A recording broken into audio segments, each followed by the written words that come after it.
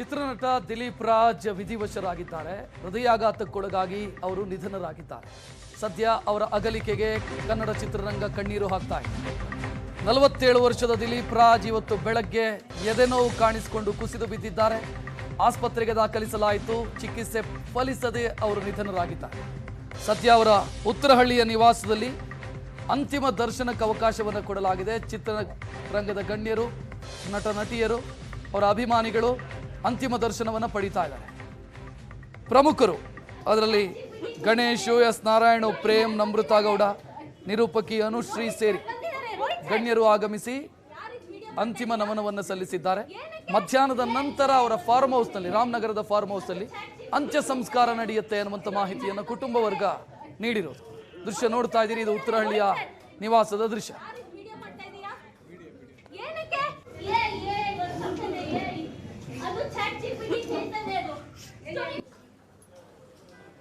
ನಲವತ್ತೇಳು ವರ್ಷಕ್ಕೆ ಜೀವನ ಯಾತ್ರೆಯನ್ನು ಮುಗಿಸಿದ್ದಾರೆ ದಿಲೀಪ್ ರಾಜ್ ಅವರು. ಪ್ರತಿಭಾನ್ವಿತ ಕಲಾವಿದ, ದೊಡ್ಡ ಕನಸುಗಳನ್ನು ಹೊತ್ತುಕೊಂಡಿದ್ದಂಥ ಕಲಾವಿದ. ಕನ್ನಡ ಚಿತ್ರರಂಗಕ್ಕೆ ಮತ್ತು ಕಿರುತೆರೆ ಲೋಕಕ್ಕೆ ತನ್ನದೇ ಆದಂಥ ಕೊಡುಗೆಯನ್ನು ಕೊಟ್ಟಿದ್ರು. ಇನ್ನಷ್ಟು ಕನಸುಗಳನ್ನು ಹೊತ್ತುಕೊಂಡಿದ್ರು. ಆ ಕನಸುಗಳನ್ನೆಲ್ಲ ಈಡೇರಿಸಬೇಕು ಅಂತ. ಆದರೆ ಅರ್ಧಕ್ಕೆ ಎದ್ದು ಹೋಗಿದ್ದಾರೆ. 47 ವರ್ಷಕ್ಕೆ ಜೀವನದ ಪ್ರಯಾಣವನ್ನು ಮುಗಿಸಿದ್ದಾರೆ. ಅವರ ಅಗಲಿಕೆಗೆ ಇಡೀ ಕನ್ನಡ ಚಿತ್ರರಂಗ ಆಘಾತ ವ್ಯಕ್ತಪಡಿಸಿದೆ, ದಿಗ್ಭ್ರಮೆ ವ್ಯಕ್ತಪಡಿಸಿದೆ. ಫಿಟ್ ಆ್ಯಂಡ್ ಫೈನ್ ಇದ್ದವರು, ಯಾವುದೇ ರೀತಿ ದುಶ್ಚಟಗಳು ಇರಲಿಲ್ಲ. ಅವರಿಗೆ ಈ ರೀತಿ ಆಗತ್ತೆ ಅನ್ನೋದನ್ನು ಕಲ್ಪನೆ ಮಾಡಿಕೊಳ್ಳೋದಕ್ಕೂ ಸಾಧ್ಯವಾಗ್ತಿಲ್ಲ ಅಂತ ಅವರ ಅಭಿಮಾನಿಗಳು ಹೇಳ್ತಾ ಇದ್ದಾರೆ. ಅವ್ರ ಜೊತೆ ಕೆಲಸ ಮಾಡ್ತಾ ಇದ್ದವರು ಹೇಳ್ತಾ ಇದ್ದಾರೆ. ಶಿಸ್ತುಬದ್ಧ ಜೀವನ ಶೈಲಿ ಇತ್ತು ಅವ್ರದ್ದು. ಆದರೂ ಅಂಥವರಿಗೆ ಈ ರೀತಿಯಾಗಿದೆ ಅಂತಂದರೆ ಆಶ್ಚರ್ಯ ಇದು. ಈ ಸುದ್ದಿ ಬಂದಂಥ ಸಂದರ್ಭದಲ್ಲಿ ಸುಳ್ಳು ಅಂತ ಅಂದ್ಕೊಂಡಿದ್ವಿ. ಅದು ಸುಳ್ಳಾಗಲಿ ಅಂತಾನೆ ಬಯಸಿದ್ವಿ. ದುರ್ದೈವ ಅಂತಂದರೆ ಅದಾಗಲಿಲ್ಲ ಅಂತ ಅವ್ರ ಜೊತೆ ಕೆಲಸ ಮಾಡಿದಂಥ ಕಲಾವಿದರು ಆಘಾತ ವ್ಯಕ್ತಪಡಿಸ್ತಾ ಇರೋದು.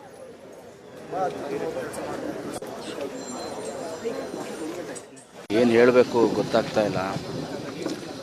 ಮನಸ್ಸಿಗೆ ತುಂಬ ಭಾರ ಆಗ್ತಾ ಇದೆ, ನೋವಾಗ್ತಾ ಇದೆ. ಬಿಕಾಸ್ ಫ್ಯಾಂಟಾಸ್ಟಿಕ್ ಹ್ಯೂಮನ್ ಬೀಯಿಂಗ್, ಅದ್ಭುತ ನಟ, ಎಲ್ಲದಕ್ಕಿಂತ ಹೆಚ್ಚಾಗಿ ಅದ್ಭುತವಾದ ಮನುಷ್ಯ. ನಾನು ದಿಲೀಪ್, ನಮ್ಮದೊಂದು ಚಿಕ್ಕ ತಂಡ 2000 ಕಾಲೇಜ್ ಆಗಿದ ತಕ್ಷಣ ಜೊತೇಲಿ ಬಂದವರು.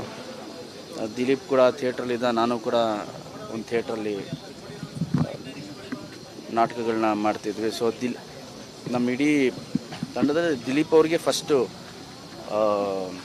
ಕ್ಯಾರೆಕ್ಟರ್ ಸಿಕ್ಕಿದ್ದು, ಫಸ್ಟು ಅವರು ಪಾಪ್ಯುಲರ್ ಆಗಿದ್ದು ದಿಲೀಪ್ ಅವರೇ.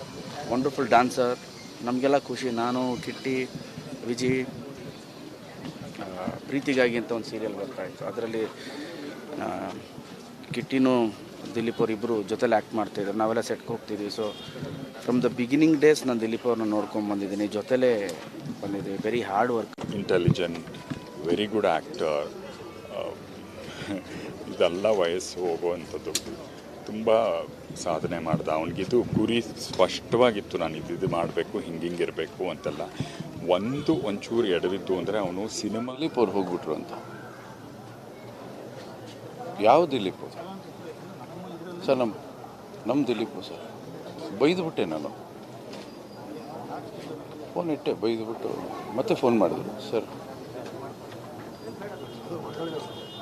ಅಪ್ಪು ಅವ್ರು ಹೋದಾಗ ಹೇಗೆ ನಾನು ನಂಬಲಿಲ್ವೋ, ಆಸ್ಪತ್ರೆಗೆ ಹೋಗಿ ಅವರ ಪಾರ್ಥಿವ ಶರೀರ ನೋಡಿದ ಮೇಲೆ ನನಗೆ ನಂಬಿಕೆ ಬಂತು. ಆ ಥರ ಇವತ್ತು ದಿಲೀಪ್ ಹೋದರು ಅಂದಾಗ ನಾನು ನಂಬಿಕೆ ಆಗಲಿಲ್ಲ. ಕನಿಷ್ಠ 2 ಗಂಟೆ ನಾನು ಸುಮ್ಮನೆ ಕೂತಿದ್ದೆ. ನಾನು ಹೇಗೆ ಬರುತ್ತೆ ಸಾವು ಒಬ್ಬ ಮನುಷ್ಯನಿಗೆ?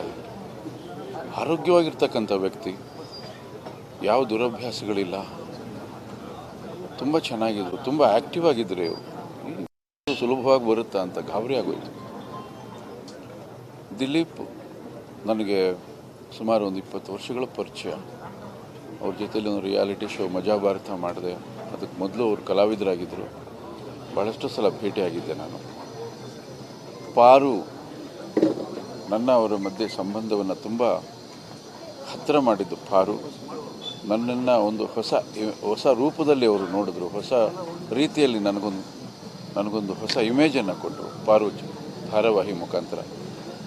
ಅದಾದ ನಂತರ ಕೃಷ್ಣ ರುಕ್ಕು, ಇದರಲ್ಲಿ ತುಂಬ ಒಳ್ಳೆ ಪಾತ್ರ. ತುಂಬ ಟ್ಯಾಲೆಂಟೆಡ್ ಹುಡುಗ, ತುಂಬ ಟ್ಯಾಲೆಂಟೆಡ್, ಮಲ್ಟಿ ಟ್ಯಾಲೆಂಟೆಡ್. ಒಬ್ಬ ಡೈರೆಕ್ಟರ್ ಆಗುವಂಥ ಎಲ್ಲ ಲಕ್ಷಣಗಳಿತ್ತು.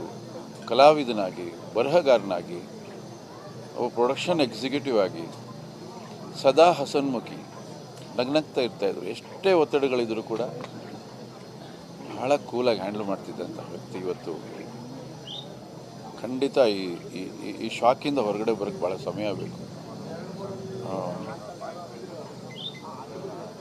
ದಿಲೀಪ್ ಅವ್ರು ಬಹಳ ವರ್ಷಗಳ ಕಾಲ ನಮ್ಮೆಲ್ಲರ ಜೊತೆಲಿ ಇರ್ತಾರೆ ಅವರು, ಅಷ್ಟೇ.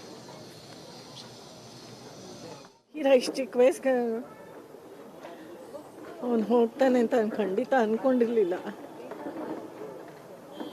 ಅವನು ತುಂಬ ಒಂದು ಆರೋಗ್ಯದ ಬಗ್ಗೆ ಕಾಳಜಿ ವಹಿಸ್ತಿದ್ದ, ಯಾವುದನ್ನು ಅತಿಯಾಗಿ ಮಾಡ್ತಾ ಇರಲಿಲ್ಲ, ತುಂಬ ಯಾವಾಗಲೂ ಬ್ಯಾಲೆನ್ಸ್ಡ್ ಆಗಿರ್ತಿದ್ದ. ಆದರೆ ಅವನ ಕೆಲಸದ ಬಗ್ಗೆ ಮಾತ್ರ ಅವನು ವಿಪರೀತ ಶ್ರದ್ಧೆ, ಯಾವುದೊಳಗೂ ಕಾಂಪ್ರಮೈಸ್ ಮಾಡ್ಕೋತಾನೆ ಇರಲಿಲ್ಲ. ಆ ದೇವ್ರಿಗೆ ಏನು ಅನಿಸುತ್ತಾ ಯಾರಿಗೂ ಗೊತ್ತು. ಹುಟ್ತಾನೆ ಎಲ್ಲರೂ ಸಾಯೋ ದಿನಾನು ಬರ್ಕೊಂಡು ಬಂದಿರ್ತಾರೆ ಅಂತಾರಲ್ಲ, ಯಾವತ್ತು ಅವನ ಮತ್ತು ಎಕ್ಸಸೈಸ್ ಫ್ರೀಕ್ ಅವನು. ಎಲ್ಲ ಪ್ರತಿದಿನವೂ ಅವನು ವ್ಯಾಯಾಮ ಮಾಡೋದಾಗಲಿ ಯಾವುದೂ ಅತಿ ಮಾಡ್ತಾ ಇರಲಿಲ್ಲ, ಮಿತವಾಗೇ ಇರ್ತಿದ್ದ. ಊಟನೂ ಅಷ್ಟೇ, ಅವನು ಕೆಲಸದಲ್ಲಿ ರಾಕ್ಷಸ ಬಿಟ್ಟರೆ ಇನ್ನೆಲ್ಲದ್ರೊಳಗೂ ಅವನು ಮಿತವಾಗಿ ಹಿತವಾಗಿ ಇರ್ತಿದ್ದ. ಕಳ್ಕೊಬಾರ್ದಿತ್ತು ನಾವಷ್ಟೇ, ನಾವು ನನ್ನ ಕಳ್ಕೊಂಡಿದ್ದು ನಮ್ಮ ದುರಾಸೆ. ಎರಡು ಒಂದು ಆಘಾತ ತಂದಿದೆ, ಏನು ಮಾತಾಡಬೇಕಂತ ಗೊತ್ತಿಲ್ಲ. ಬಟ್ ಅವರ ಆತ್ಮಕ್ಕೆ ಶಾಂತಿ ಸಿಗಲಿ, ಹಾಗೂ ಆ ನೋವನ್ನು ಬಸೋ ಶಕ್ತಿ ಆ ಕುಟುಂಬಕ್ಕೆ ಕೊಡಲಿ ಅಂಥೇಳಿ ಪ್ರಾರ್ಥನೆ ಮಾಡ್ತೀನಿ. ತುಂಬ ಒಂದು ಆರೋಗ್ಯದ ಬಗ್ಗೆ ಚಿತ್ರರಂಗದ ಗಣ್ಯರು ದಿಗ್ಭ್ರಮೆ ವ್ಯಕ್ತಪಡಿಸ್ತಾ ಇರೋದನ್ನು ಗಮನಿಸಿದ್ರಿ. 47 ವರ್ಷಕ್ಕೆ ಫಿಟ್ ಆ್ಯಂಡ್ ಫೈನ್ ಆಗಿದ್ದಂಥ ವ್ಯಕ್ತಿ ಕುಸಿದು ಬಿದ್ದು ಹೃದಯಾಘಾತಕ್ಕೊಳಗಾಗಿ ಮೃತಪಡ್ತಾರೆ ಅಂತಂದರೆ ಯಾವುದೇ ದುಶ್ಚಟಗಳಿಲ್ಲದಂಥ ವ್ಯಕ್ತಿ. ಬಹಳ ಆಘಾತಕಾರಿ. ಈ ರೀತಿ ಆಗತ್ತೆ ಅಂತ ನಾವು ಅಂದ್ಕೊಂಡಿರಲಿಲ್ಲ, ಈ ರೀತಿ ಆಯಿತು ಅನ್ನೋದನ್ನು ನಂಬೋದಕ್ಕೂ ಕೂಡ ನಾವು ತಯಾರಿರಲಿಲ್ಲ. ಈ ಸಾವನ್ನು ಅರಗಿಸಿಕೊಳ್ಳೋದಕ್ಕೆ ಸಾಧ್ಯ ಇಲ್ಲ ಅಂತ ಚಿತ್ರರಂಗದ ಗಣ್ಯರು ಕಂಬನಿ ಮಿಡಿತಾ ಇದ್ದಾರೆ. ಹಲವು ಪ್ರಾಜೆಕ್ಟ್ಗಳಿತ್ತು, ಹಲವು ಕನಸುಗಳಿತ್ತು, ಎಲ್ಲವೂ ಅಪೂರ್ಣವಾಗಿದೆ ದಿಲೀಪ್ ರಾಜ್ ಅವರ ಅಂತ್ಯದೊಂದಿಗೆ. ಅಯ್ಯೋ ಆಯ್ತು, 25-30 ವರ್ಷದಿಂದ ಫ್ರೆಂಡ್ಸ್ ಇರಿ. ನಾವು ಕಾಲೇಜಲ್ಲಿ ಒಟ್ಟಿಗೆ ಓದಿದ್ದು. ನಾವು 99 ಪಾಸ್ಔಟು.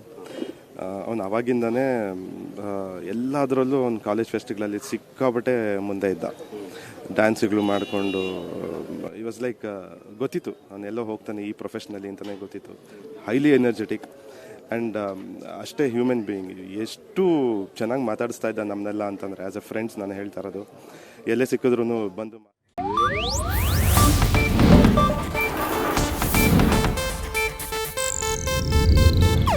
ಇದು ಏಷ್ಯಾನೆಟ್ ನ್ಯೂಸ್ ನೆಟ್ವರ್ಕ್ ಪ್ರಸ್ತುತಿ.